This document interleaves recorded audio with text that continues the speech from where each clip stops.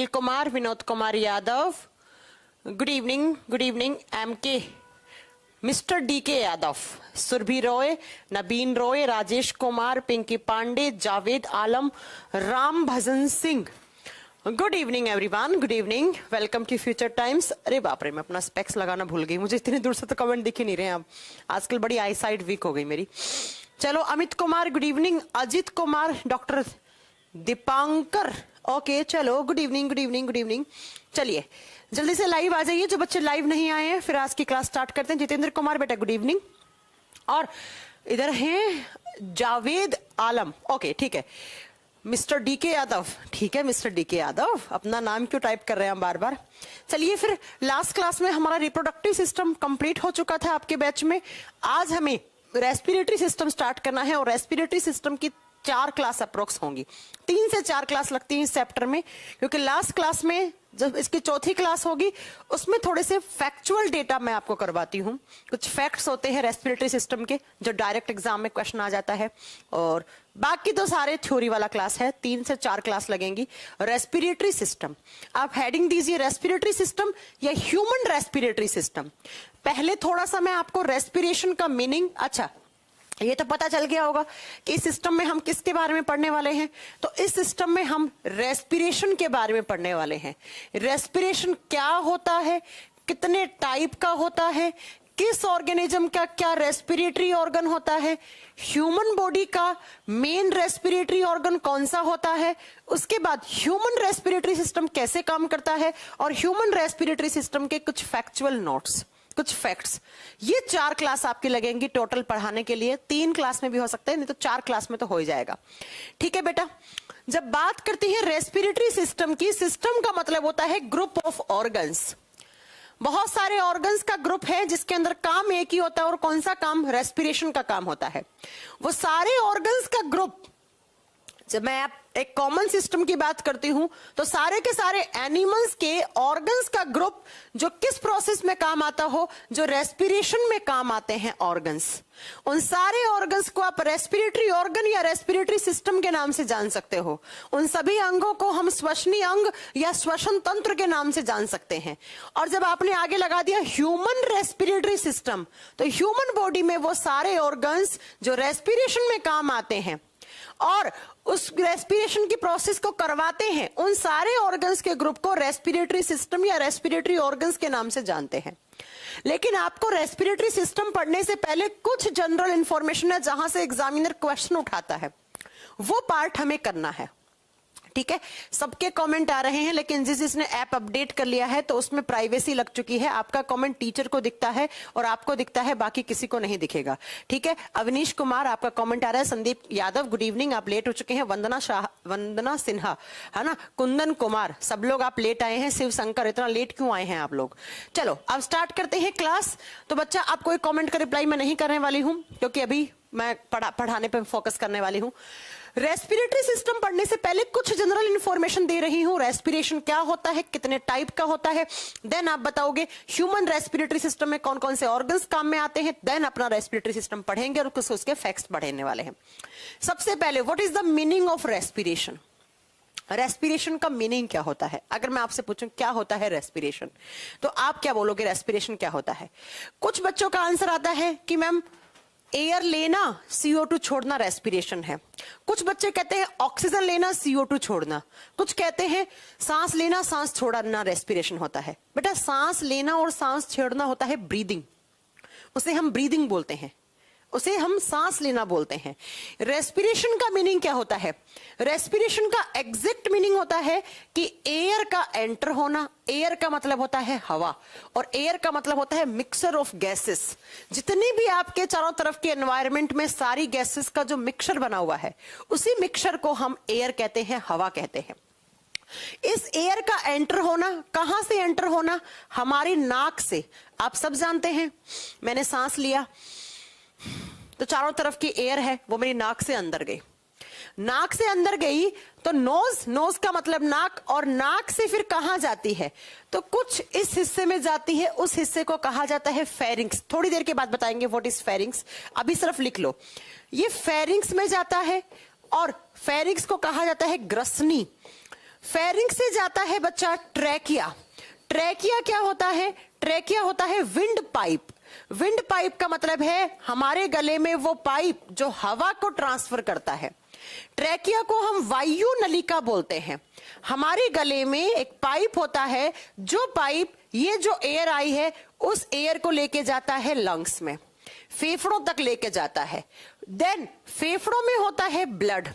अब ब्लड में आ गई एयर। एक बार फिर से सुनो, आपने सांस लिया, एयर लिया।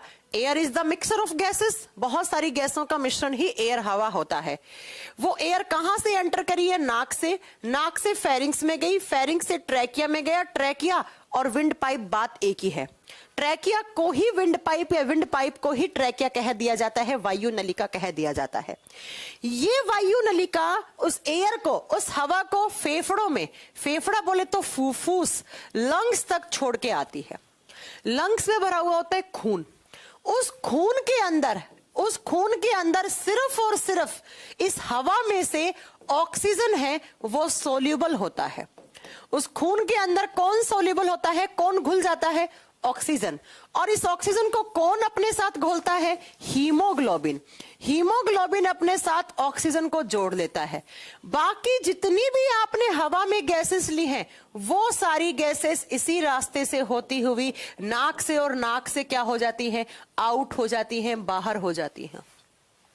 चाहे आप जो भी ले रहे हो, मुझे नहीं मतलब, आप चाहे नाइट्रोजन ले रहे हो, चाहे आप सल्फर डाइऑक्साइड ले रहे हो, चाहे आप क्लोरीन गैस ले रहे हो, XYZ, हमारे खून में जो हीमोग्लोबिन है वो सिर्फ किसको जोड़ेगा? इसमें से ऑक्सीजन को जोड़ेगा। और ऑक्सीजन को जोड़कर ये हीमोग्लोबिन हमारे सेल्स और टिश्यूज के पास छोड़ आएगा, हमारे कोशिकाओं और ऊतकों तक छोड़ के आ जाएगा। और सेल्स और टिश्यू के पास ये ऑक्सीजन जाके क्या करता है? तो बेटा उनके पास होता है ग्लूकोज, और उस ग्लूकोज को तोड़ता है ये ऑक्सीजन। जैसे ही ऑक्सीजन इस ग्लूकोज को तोड़ता है तो हमारे सेल्स और टिश्यूज के पास कार्बन डाइऑक्साइड प्लस पानी प्लस एनर्जी किसकी फॉर्म में? ATP की फॉर्म में बनता है। और ये ATP क्या है? एनर्जी है, ये ऊर्जा है। इसी एनर्जी को काम में लेते हैं हमारे सेल्स और टिश्यू, और लगातार अपना काम कर रहे हैं, अपना फंक्शन कर रहे हैं। अब मेरी बात को जरा ध्यान से सुनो। What is the meaning of respiration? मैं रेस्पिरेशन का मीनिंग आपको समझाना चाह रही हूं। कभी मत बोलना कि सांस लेना सांस छोड़ना रेस्पिरेशन होता है। कभी मत बोलना हवा लेना कार्बन डाइऑक्साइड छोड़ना रेस्पिरेशन होता है। कभी मत बोलना कि ऑक्सीजन लेना CO2 छोड़ना रेस्पिरेशन होता है। बेटा वो ब्रीदिंग होता है। रेस्पिरेशन का मीनिंग होता है एयर का एंटर होना, और उस एयर का हमारे खून में, उस एयर में से ऑक्सीजन का हमारे खून में घुलना। ये तो मैंने रास्ता बताया कि एयर कैसे एंटर होती है, ये सिर्फ एक पाथवे है, ये सिर्फ मैंने एक रास्ता बताया कि इस तरीके से ऑक्सीजन आता है। एयर का मतलब ऑक्सीजन। एयर आया, हवा आई, उस हवा में से जो ऑक्सीजन है वो खून में घुला, और खून में घुल के वो ऑक्सीजन हमारे हर एक सेल, हमारी हर एक टिश्यू तक पहुंचा, और हमारे हर एक सेल, हमारे एक टिश्यू तक पहुंचकर उस ऑक्सीजन ने क्या किया? इस ग्लूकोज को तोड़ा, और उस ग्लूकोज को तोड़ने से हमारी सेल्स के पास ATP बोले तो एनर्जी बना। इस पूरी प्रोसेस को रेस्पिरेशन कहा जाता है। अगर मैं आपसे पूछूं what is the ultimate motive of respiration, अगर मैं पूछूं श्वसन की प्रक्रिया का उद्देश्य क्या है, तो आप बताओगे बेटा रेस्पिरेशन का मेन उद्देश्य क्या है? क्या बनाना? हमारे बॉडी में एनर्जी बनाना, उस एनर्जी को बनाना भी और उसे स्टोर भी करना। अगर आप रेस्पिरेशन की प्रोसेस आपके बॉडी में नहीं होगी तो बेटा एयर नहीं आया, एयर में से ऑक्सीजन नहीं गया सेल्स और टिश्यूज के पास, और सेल्स और टिश्यूज का ग्लूकोज नहीं टूटा, और नहीं टूटा तो बेटा उनके पास एनर्जी नहीं बनेगा। तो एक बार एग्जाम में क्वेश्चन आया कि रेस्पिरेशन का मुख्य उद्देश्य क्या है? रेस्पिरेशन का उद्देश्य होता है टू प्रोड्यूस एनर्जी, ऊर्जा बनाना। अल्टीमेटली इसका उद्देश्य क्या है? अल्टीमेटली क्या बन रहा है? हमारी सेल्स के पास एनर्जी, ऊर्जा बन रहा है, तो यही उद्देश्य है हमारी सेल्स का। तो याद रखिएगा बच्चा, रेस्पिरेशन का मीनिंग एक बार फिर से सुन लीजिए। हवा का आना, उस हवा में से हमारे फेफड़ों के अंदर जो खून है उस खून के अंदर ऑक्सीजन का घुलना, ऑक्सीजन डिसॉल्व होकर हमारी सेल्स और टिश्यूज के पास पहुंचना, उस ऑक्सीजन से ग्लूकोज का टूटना, ब्रेकडाउन ऑफ ग्लूकोज बोलते ग्लूकोज का टूटना, और टूटने से एनर्जी बनना, ऊर्जा बनना। यही उद्देश्य है किसका? रेस्पिरेशन का अल्टीमेटली उद्देश्य यही है। इस प्रोसेस को कहा जाता है रेस्पिरेशन। ऑक्सीजन का आना, ग्लूकोज का टूटना, एनर्जी का बनना, इसे कहा जाता है रेस्पिरेशन, इसे कहा जाता है श्वसन। तो आज के बाद क्या बताओगे बेटा? रेस्पिरेशन का मीनिंग ये है। इसका मतलब मैम हम इस सिस्टम में पढ़ने वाले हैं किस तरीके से ऑक्सीजन आया, किस तरीके से ऑक्सीजन घुला, घुल के किस तरीके से ऑक्सीजन हमारी सेल्स और टिश्यूज के पास पहुंचा, बस यही आपको पढ़ना है। ग्लूकोज को तोड़कर एनर्जी बनाना, किसकी हेल्प से? ऑक्सीजन की हेल्प से। उसी को ही रेस्पिरेशन, उसी को ही श्वसन कहा जाता है। समझ में आ गया है? मैं मेरे एनटीपीसी सीवीटी 1 में 38 नंबर है, एससी कैटेगरी से हूं और गुवाहाटी जोन से 38 नंबर। बेटा 50-50% चांसेस है ना? ठीक है, लेकिन तैयारी आप करो कंटिन्यू। तो इसे कहा जाता है रेस्पिरेशन। अब बात ये आती है कि रेस्पिरेशन कितने टाइप का होता है। तो रेस्पिरेशन की डेफिनेशन अपने आप लिख लीजिएगा, बता दिए मैंने क्या होता है। रेस्पिरेशन कितने टाइप का है? 2 टाइप्स ऑफ रेस्पिरेशन। श्वसन की प्रक्रिया 2 टाइप की होती है। यहां से भी एग्जामिनर क्वेश्चन उठाता है। पहला रेस्पिरेशन होता है, उसे कहते हैं aerobic respiration. Aerobic respiration Hindi में कहा जाता है ऑक्सीश्वसन। यहां से एग्जाम्पल मेन है जो आपसे एग्जामिनर पूछता है, ऑक्सीश्वसन। और दूसरा होता है अनएरोबिक रेस्पिरेशन। अनएरोबिक रेस्पिरेशन, अनॉक्सीश्वसन। एक होता है ऑक्सीश्वसन और दूसरा होता है अनॉक्सीश्वसन। बेटा आप इसको अपने आप प्रोनाउंस करो घर पे, आपको एक बात मालूम चलेगी। ऑक्सी जो किसकी प्रेजेंस में होता हो, जो ऑक्सीजन की प्रेजेंस में हो, उसे एरोबिक रेस्पिरेशन। और जो ऑक्सीजन की एब्सेंस में हो, जहां पर ऑक्सीजन मस्ट नहीं है, जहां पर ऑक्सीजन की जरूरत नहीं है, उसे अनॉक्सी या एनारोबिक रेस्पिरेशन कहा जाता है। रेस्पिरेशन 2 टाइप का है। रेस्पिरेशन का उद्देश्य क्या है? एनर्जी बनाना। इस बात को कभी मत भूलना। रेस्पिरेशन का अल्टीमेट मोटिव क्या है? टू प्रोड्यूस एनर्जी, एनर्जी बनाना या to produce ATP. Respiration 2 type का है। ऐसा रेस्पिरेशन जो ऑक्सीजन की प्रेजेंस में हो, in the presence of oxygen, तो ऑक्सीजन की उपस्थिति में होता हो, उसे क्या बोलेंगे हम? Aerobic respiration. और जो ऑक्सीजन की अनुपस्थिति में हो, जहां पर ऑक्सीजन की जरूरत नहीं है, ऑक्सीजन की एब्सेंस हो और थोड़ा बहुत एनर्जी बन जाए, तो उसे अनारोबिक रेस्पिरेशन, अनॉक्सीश्वसन कहा जाता है। क्लियर है पॉइंट? अगले पॉइंट पे चलूं। इस एरोबिक रेस्पिरेशन में क्या होता है? तो बेटा एरोबिक रेस्पिरेशन में ग्लूकोज को तोड़ा जाता है ऑक्सीजन की सहायता से, और जैसे ही ऑक्सीजन इस ग्लूकोज को तोड़ता है तो कार्बन डाइऑक्साइड प्लस पानी और प्लस यहां से बनता है एनर्जी। एनर्जी बोले तो ऊर्जा, ऊर्जा बनता है। और याद रखना कि यहां पर जो ऊर्जा बनती है वो 36+2, 36+2 का मतलब हो गया 38 मॉलिक्यूल ऑफ एटीपी। आप जानते हैं हमारे बॉडी में एनर्जी होती है, वो किसकी फॉर्म में होती है? In the form of ATP, adenosine triphosphate की फॉर्म में होती है।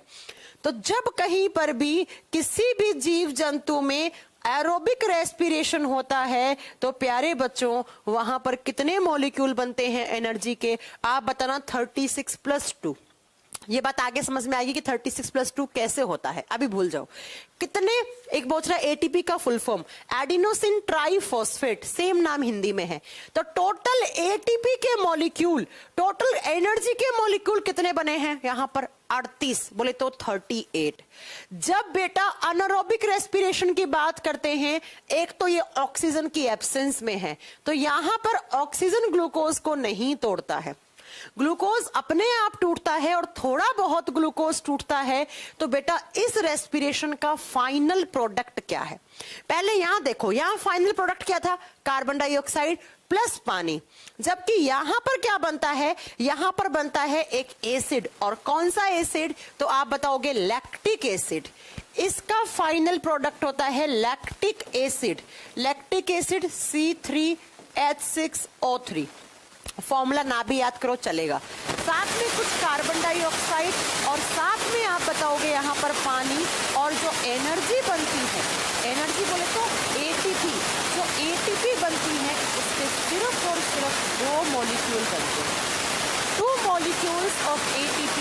जनरेट। यहाँ पर सिर्फ एटीपी के कितने मॉलिक्यूल बनते हैं? आप बताओगे सिर्फ 2 मॉलिक्यूल बनते हैं। सबसे पहला एग्जाम में जो क्वेश्चन आता है, साउंड प्रॉब्लम, साउंड में कुछ प्रॉब्लम हुई है? अभी करेक्ट है?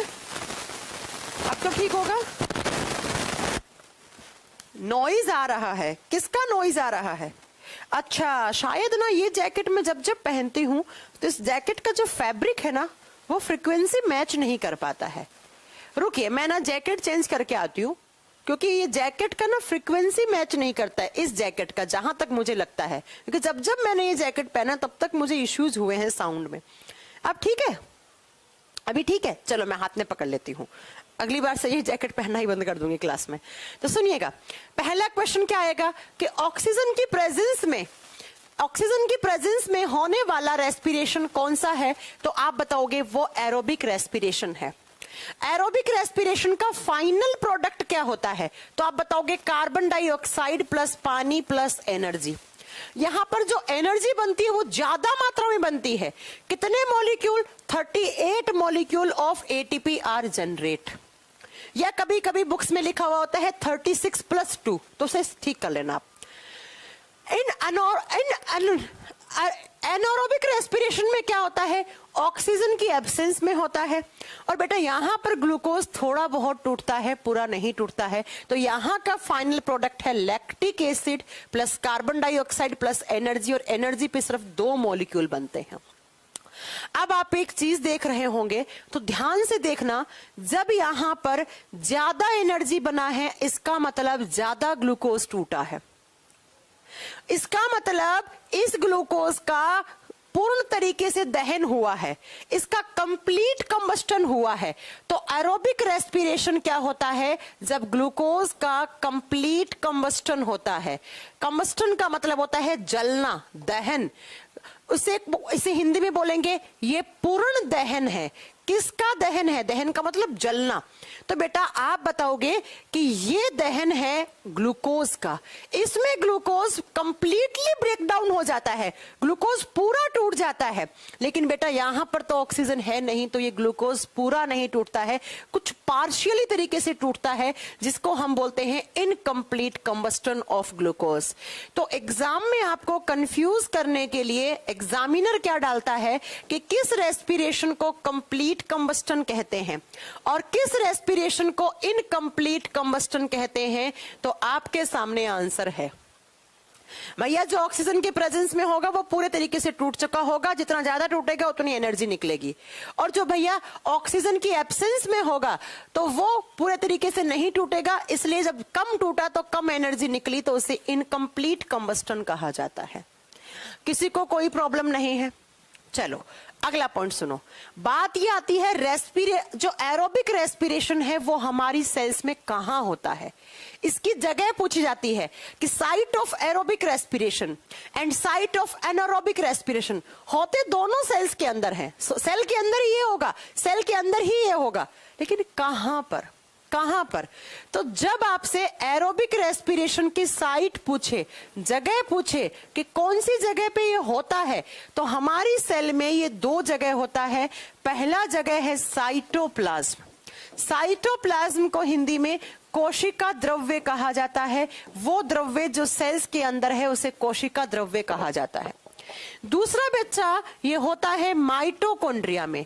हमारे बॉडी के अंदर सेल्स हैं, उनके अंदर क्या होता है? माइटोकॉन्ड्रिया, उसके अंदर ये होता है।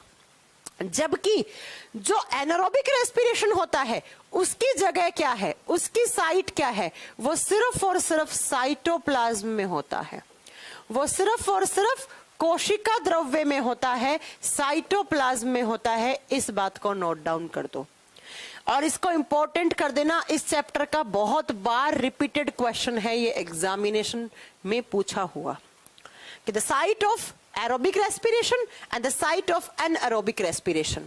अब आता है अगला इंपॉर्टेंट क्वेश्चन यहां से कि इसके एग्जाम्पल। बच्चा एग्जाम्पल क्या है एरोबिक रेस्पिरेशन के एंड एनारोबिक रेस्पिरेशन के? एग्जाम्पल क्या है? सबसे पहला एरोबिक रेस्पिरेशन जितने भी एनिमल्स हैं, जितने भी जीव जंतु हैं, गाय, भैंस, घोड़ा, बकरी, खरगोश, मेंढक, सब में होता है। उसके अलावा ह्यूमंस में, मनुष्य जाति में भी एरोबिक रेस्पिरेशन होता है।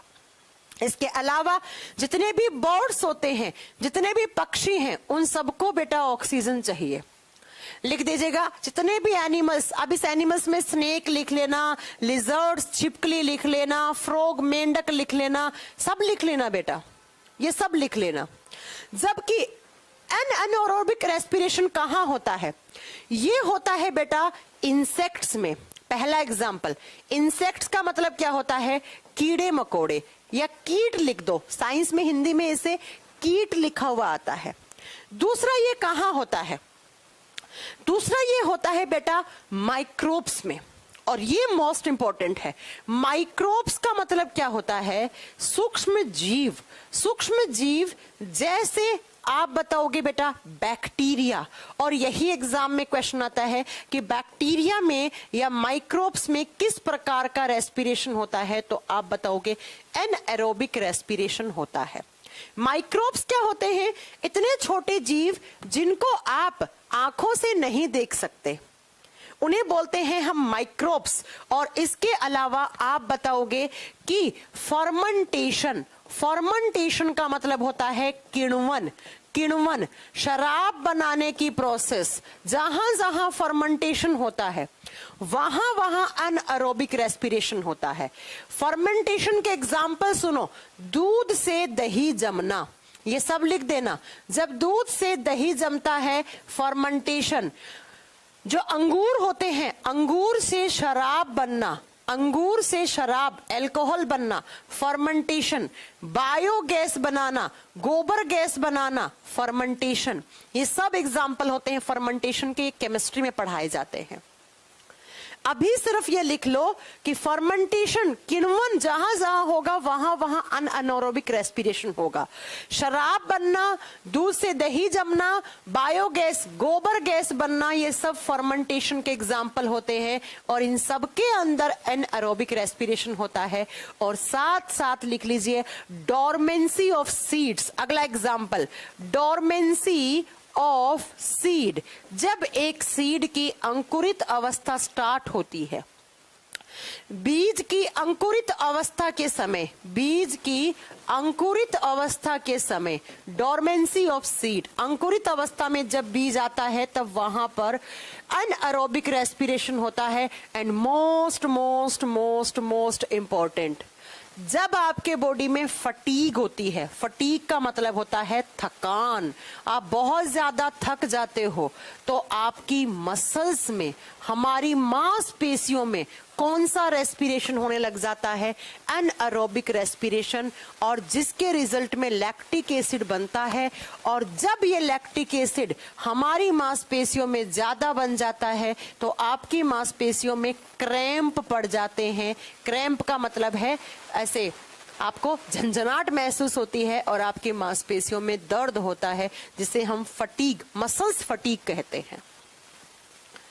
एक बार सुन लीजिए फिर से ध्यान से कि इंसेक्ट्स हो गए, इंसेक्ट्स मतलब बहुत छोटे वाले कीड़े मकोड़े, उनके अंदर, और माइक्रोब्स, सूक्ष्म जीव जैसे बैक्टीरिया, फर्मेंटेशन जहां जहां होगा उन सब में, जैसे इन तीनों में फर्मेंटेशन होता है तो यहां पर अनएरोबिक रेस्पिरेशन होता है, because fermentation is the example of anaerobic respiration. Dormancy of seed, जब कोई एक सीड अंकुरित अवस्था में होता है, आता है, अंकुरन समझते हो ना, तो उस समय उसमें जो रेस्पिरेशन होता है दैट इज अनएरोबिक, बाकी एरोबिक होता है उसमें। फटीग, थकान, जब आप बहुत ज्यादा एक्सरसाइज कर लेते हैं, रनिंग कर लेते हैं, तो आपकी मांसपेशियों में अकड़न होती है, थकान, क्रैम्प पड़ जाते हैं। बिकॉज जब आप ज्यादा एक्सरसाइज कर लेते हैं तो आपके बॉडी में मसल्स के अंदर एनारोबिक रेस्पिरेशन होने लग जाता है, और एनारोबिक रेस्पिरेशन होता है तो वहां पर लैक्टिक एसिड बन जाता है, क्योंकि एनारोबिक रेस्पिरेशन का फाइनल प्रोडक्ट क्या है? Lactic acid. और वही लैक्टिक एसिड जम जाता है आपकी मांसपेशियों में, और मांसपेशियों में क्रैम्प और साथ में आपको पेन होने लग जाता है। और ये वन डे कॉम्पिटिटिव एग्जाम का अक्सर पूछे जाने वाला क्वेश्चन है कि भाई साहब मांसपेशियों में दर्द क्यों होता है? तो आप बताओगे because of deposition of lactic acid या हमारी मांसपेशियों में अनएरोबिक रेस्पिरेशन होने लग जाता है, उसकी वजह से दर्द होता है। बता दोगे इतना आंसर? किसी को भी कोई प्रॉब्लम नहीं है इतनी क्लास में? रेस्पिरेशन होता क्या है? रेस्पिरेशन दो टाइप के, उसके एग्जाम्पल यहां तक हमने ये पढ़ लिया। अब बात आती है कि मैम रेस्पिरेशन का मतलब क्या? एयर आना, एयर में से ऑक्सीजन घुलना खून में। तो ये प्रोसेस हर एक जीव में अलग अलग होती है, मतलब रेस्पिरेटरी ऑर्गन हर एक जीव का अलग अलग है। रेस्पिरेटरी ऑर्गन हर एक जीव का अलग अलग होता है। तो आप लिखिएगा different respiratory organs are present in different living organisms. अलग अलग जीवों में, अभी भी साउंड प्रॉब्लम है क्या? अलग अलग जीवों में रेस्पिरेटरी ऑर्गन अलग अलग होते हैं। चलो मैं ना इस जैकेट को चेंज करके आती हूँ, आप मुझे 1 मिनट दीजिए, क्योंकि इस जैकेट में ना प्रॉब्लम ही होती है। जब जब मैं ये जैकेट पहनती हूँ हमेशा इश्यूज आते हैं।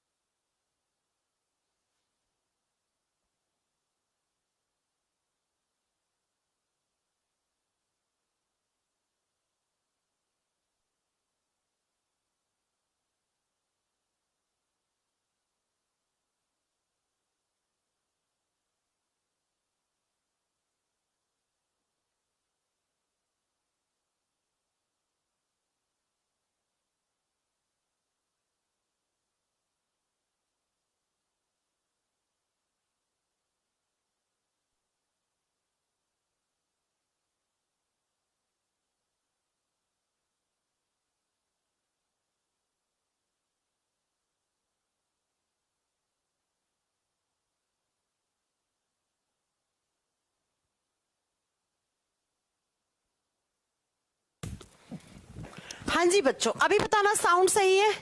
एक्चुअली कुछ जैकेट्स का ना कपड़ा ही होता है ऐसा, कुछ जैकेट्स को बनाते समय कुछ ऐसा कपड़ा यूज या ऐसे फाइबर यूज किए जाते हैं जिनकी वजह से फ्रीक्वेंसी मैच नहीं हो पाती है माइक की, इसलिए आपकी साउंड ऐसे आने लग जाती है ना?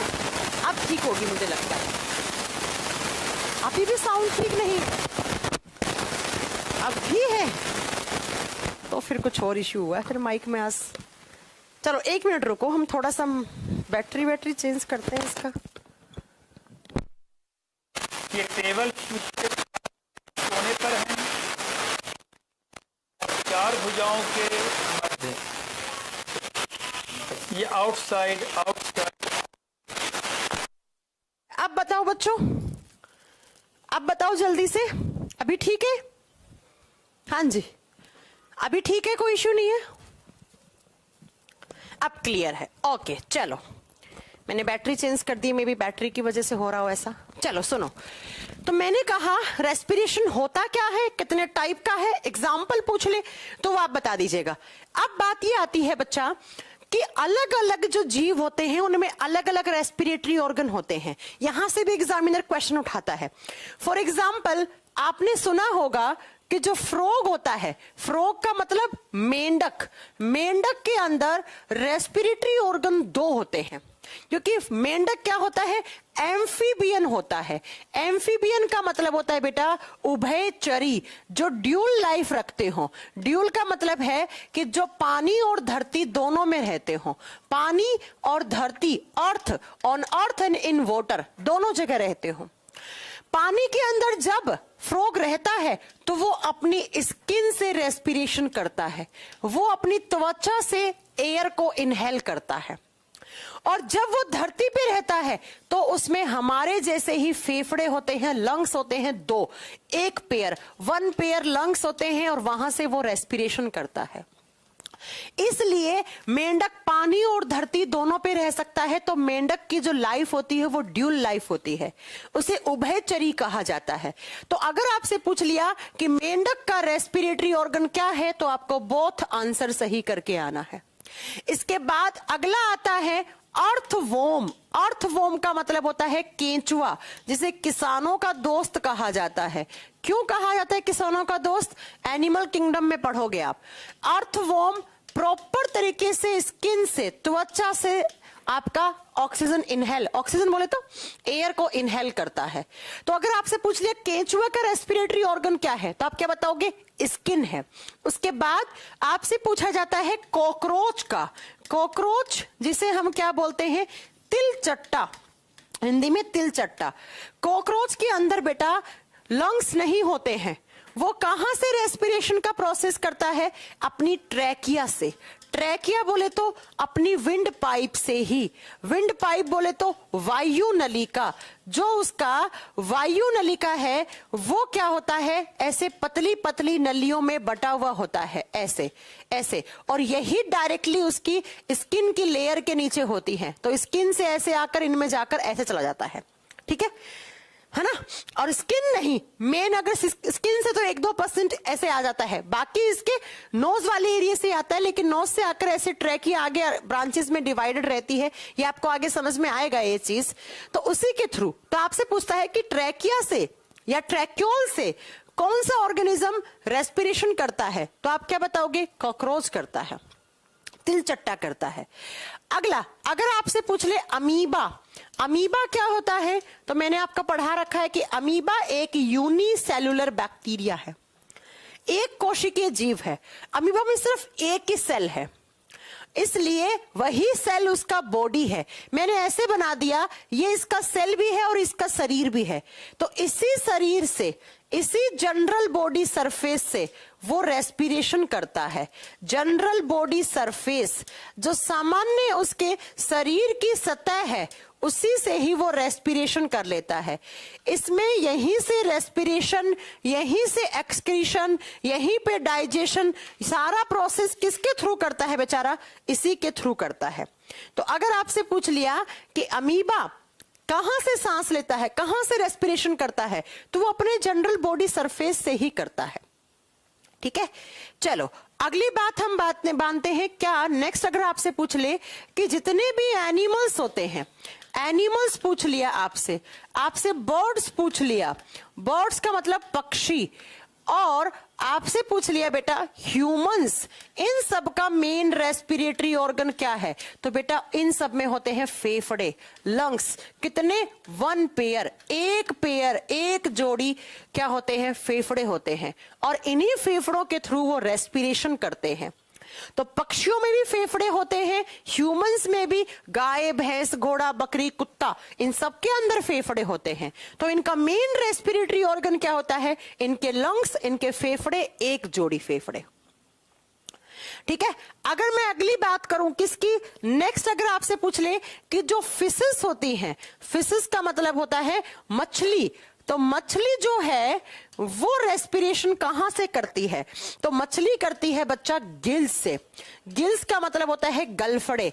आपने देखा होगा कि मछली जब पानी के ऊपर वाले सरफेस एरिया पे आती है तो वो ऐसे मुंह खोलती है, तो उसके इस हिस्से में होते हैं गिल्स। कभी देखना आप ध्यान से, स्पंजी से गिल्स होते हैं। तो उस गिल्स से, उस गलफड़े से सांस लेती है कौन? फिशेस, या जितने भी एक्वेटिक एनिमल्स होते हैं, जो जलीय जीव जंतु हैं, जो जल में रह सकते हैं। पानी में जिंदा क्यों रह सकता है? बिकॉज उसके पास गिल्स हैं, उसके पास गलफड़े हैं। या वो स्किन से रेस्पिरेशन करे तो वो पानी में भी जिंदा रह सकता है, ठीक है? जैसे मेंढक, मेंढक जब पानी के अंदर होता है तो वो किससे सांस लेता है? स्किन से। लेकिन वो जब धरती पे होता है तो वो किससे? आप बताओगे? वो हमारी तरह फेफड़ों से सांस लेता है। अब ठीक इन सब की तरह प्लांट्स में भी रेस्पिरेशन होता है। अब ये मत कहना कि प्लांट्स में रेस्पिरेशन नहीं होता, ये मैंने नहीं पढ़ा है आपको ऐसा। प्लांट्स में भी रेस्पिरेशन होता है। और प्लांट में कहां होता है? तो प्लांट की जो लीफ होती है, एक पेड़ की जो पत्ते होते हैं, उसमें एक पार्ट होता है जिसे स्टोमेटा कहा जाता है। स्टोमेटा वात रंध्र कहा जाता है, जिसे ऐसे प्लांट की लीफ है, जब आप इसकी इलेक्ट्रॉन माइक्रोस्कोपिक इमेज देखोगे तो इसमें छोटे छोटे ऐसे पोर्स दिखेंगे, छोटे छोटे छेद दिखेंगे, और इसी छेद को स्टोमेटा कहा जाता है। ये स्टोमेटा दिन में तो बंद रहते हैं अक्सर, और रात में ये स्टोमेटा खुल जाते हैं प्रॉपर तरीके से। रात में ये ओपन हो जाते हैं। तो याद रखिएगा, प्लांट्स में रात में रेस्पिरेशन ज्यादा होता है। दिन में फोटोसिंथेसिस होता है, रात में रेस्पिरेशन होता है। खैर ये तो आगे आप बॉटनी वाले चैप्टर में पढ़ भी लोगे। तो आपसे एग्जामिनेशन में ये कुछ क्वेश्चन बन जाते हैं भैया, देख लेना किसका रेस्पिरेटरी ऑर्गन क्या है। अगर आपसे पूछा मेंढक का रेस्पिरेटरी ऑर्गन, तो बेटा उसका स्किन और लंग्स दोनों हैं। अगर केचुए का पूछा, स्किन त्वचा से सांस लेता है, त्वचा से रेस्पिरेशन होता है। कॉकरोच ट्रैकिया से, ट्रैकिया मतलब उसका जो विंड पाइप है वो ही ऐसी ब्रांचेस में बंटा हुआ होता है ऐसे, और इसी के थ्रू ही वो अपना रेस्पिरेशन का प्रोसेस करता है। अगर मैं पूछूं अमीबा, तो अमीबा में तो एक ही सेल है मैम, वही उसका शरीर है, इसे सेल बोल लो या इसे इसका शरीर बोल लो, तो अपने बॉडी सरफेस से ही वो रेस्पिरेशन कर सकता है, because amoeba is a unicellular, यह एक कोशिकीय होता है इसलिए।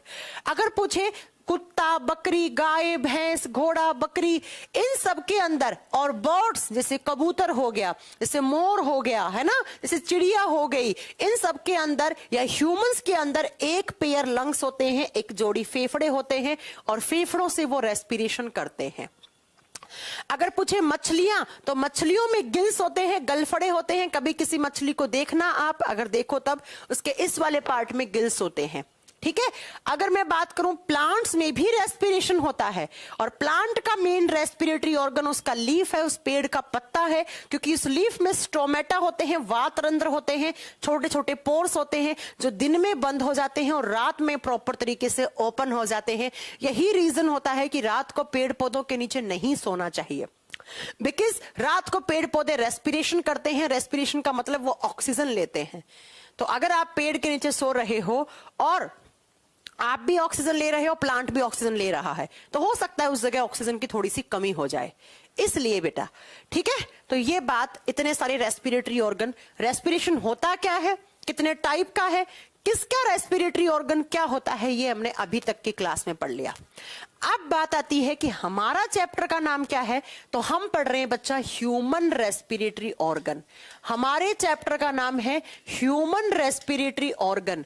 इसका मतलब क्या हो गया कि ह्यूमन बॉडी का रेस्पिरेटरी सिस्टम कैसे चलता है। ऑर्गन्स लिखो या ह्यूमन रेस्पिरेटरी सिस्टम लिख लो, ज्यादा बेटर रहेगा, कि हमारे बॉडी में किस तरीके से ऑक्सीजन आता है, किस तरीके से डिसॉल्व होता है। तो आप अब हेडिंग दोगे मानव श्वसन तंत्र।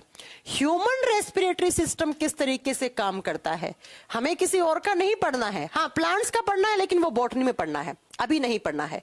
हमारा कैसे काम करता है, तो एक इमेज दिखाती हूं, इस इमेज को देखो, ये हमारा रेस्पिरेटरी सिस्टम है।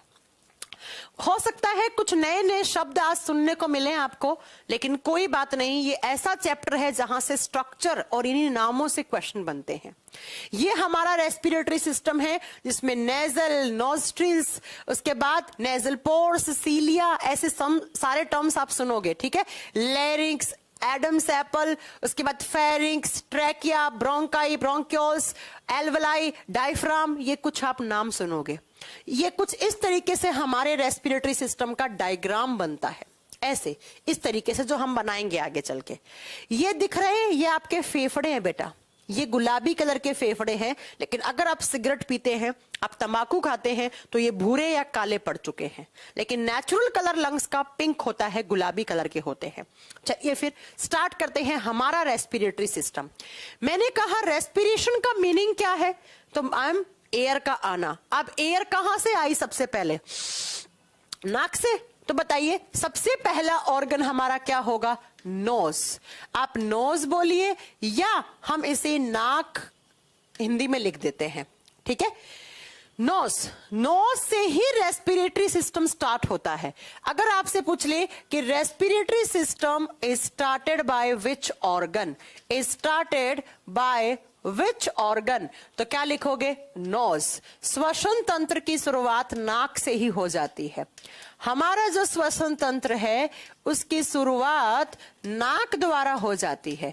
डाइजेस्टिव सिस्टम की शुरुआत जैसे मुंह से होती है, वैसे ही हमारे रेस्पिरेटरी सिस्टम की शुरुआत नाक से हो जाती है। विंड पाइप कहां से हो जाएगा बेटा, विंड पाइप नहीं होगा। विंड पाइप तो 3-4 नंबर पे आएगा। नाक से लेते हो कि इस पाइप में कैसे एयर जाता है, नाक से जाता है बेटा, भावना। चलो अब देखो नाक में क्या होता है, नाक के अंदर आप देखना ये दो होते हैं नोजल पोर्स, देखो एक पोर दो पोर, इसे क्या कहा जाता है, इसे साइंस में कहते हैं नॉस्ट्रिल्स। नॉस्ट्रिल्स हिंदी में बोलते हैं नासा द्वार, नाक के दो द्वार हैं जिसे नासा द्वार बोलते हैं, या आप इसे नोजल पोर बोल लो, नाक के छेद बोल लो, ठीक है, बात एक ही है।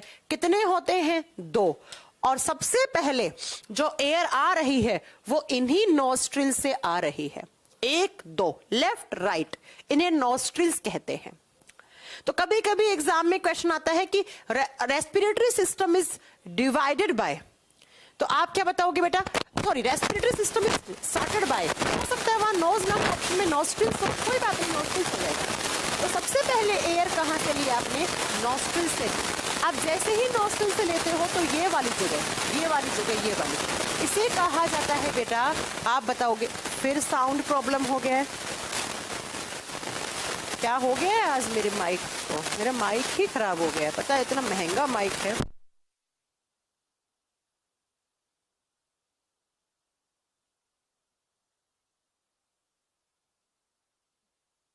एक के दाएं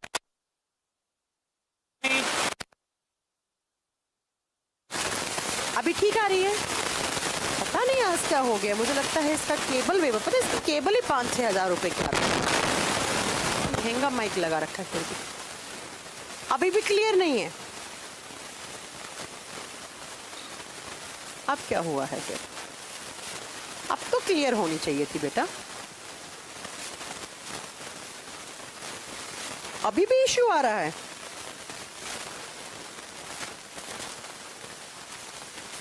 फिर तो कुछ प्रॉब्लम है, अब मुझे चेक ही करवाना पड़ेगा।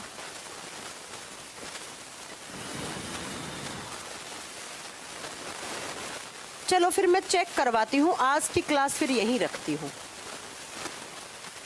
एक बार चेक करवाती हूँ, बिकॉज नहीं तो मेरा अगला